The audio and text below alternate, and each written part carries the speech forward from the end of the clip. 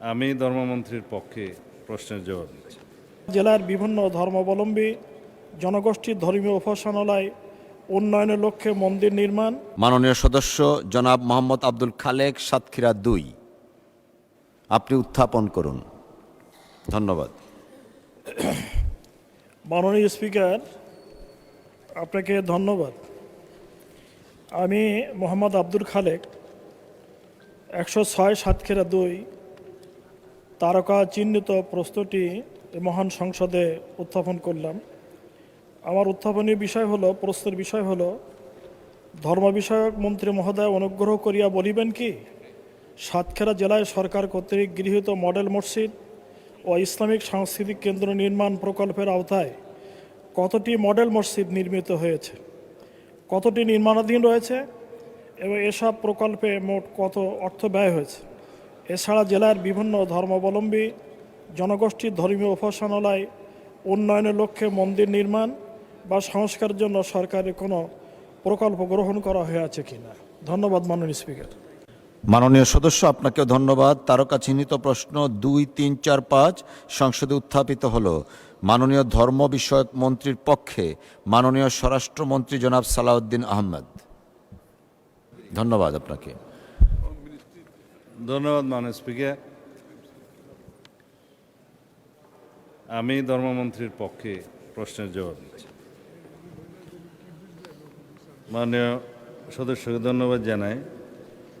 প্রতিটি জেলা ও উপজেলায় একটি করে ৫৬০টি মডেল মসজিদ এবং ইসলামিক সাংস্কৃতিক কেন্দ্র দ্বিতীয় সংশোধিত শীর্ষক প্রকল্পের আওতায় সাতক্ষীরা জেলায় নির্মিত মডেল মসজিদের সংখ্যা ৫টি, নির্মাণাধীন মডেল মসজিদের সংখ্যা ৩টি এবং এইসব প্রকল্পে মোট ব্যয়িত অর্থ, এটা আমি লক্ষ টাকায় পড়ছি, ৯,৮০১.18 লক্ষ টাকা। এছাড়া হিন্দু ধর্মীয় কল্যাণ ট্রাস্টের মাধ্যমে ২০২৫-২৬ অর্থ বছরে সাতক্ষীরা জেলার জন্য ৮,৭২,০০০ টাকা বরাদ্দ প্রদান করা হয়েছে।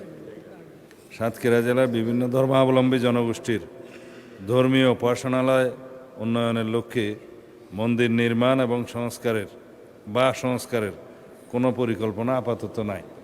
ধন্যবাদ মাননীয় স্পিকার। মাননীয় মন্ত্রী, আপনাকেও ধন্যবাদ। মাননীয় সদস্য জনাব মোহাম্মদ আব্দুল খালেক একটি সম্পূরক প্রশ্ন করতে পারেন। ধন্যবাদ আপনাকে। ধন্যবাদ মাননীয় স্পিকার। ইতিমধ্যে সাতক্ষীরা জেলা হেডকোয়ার্টারে মডেল মসজিদ নির্মাণের জন্য স্থান নির্বাচন করা হয়েছে এবং অধিগ্রহণের প্রক্রিয়াধীন।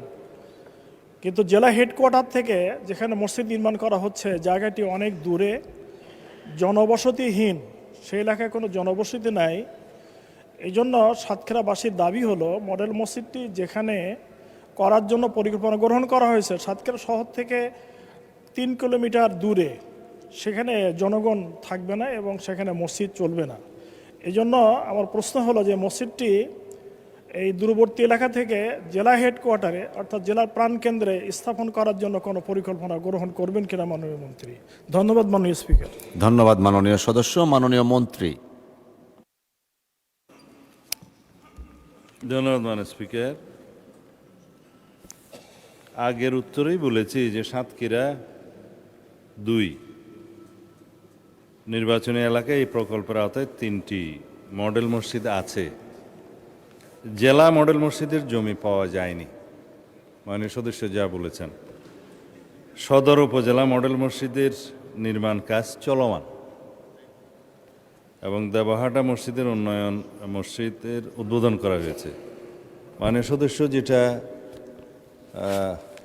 প্রশ্নে বলেছেন যে জেলা হেডকোয়ার্টারের মডেল মসজিদ নির্মাণের যেহেতু এখনও পর্যন্ত ভূমি অধিগ্রহণ প্রক্রিয়া সমাপ্ত হয়নি এবং যেখানে ভূমি অধিগ্রহণের চেষ্টা করা হচ্ছে সেটা অনেক দূরে, তো সেই ক্ষেত্রে মন্ত্রণালয়ের পক্ষ থেকে আমি এই আশ্বাস দিতে পারি যে পুনরায় মাননীয় সংসদ সদস্যদের সাথে আপনার সাথে আলোচনা করে জেলা পর্যায়ে মডেল মসজিদটি কোন স্থানে নির্মাণ করা সকল জনগোষ্ঠীর জন্য, মুসলিম জনগোষ্ঠীর জন্য সুবিধাজনক হবে, সেটা পুনর্বিবেচনা করে আবার ভূমি অধিগ্রহণের কাজটি শুরু করা যায়।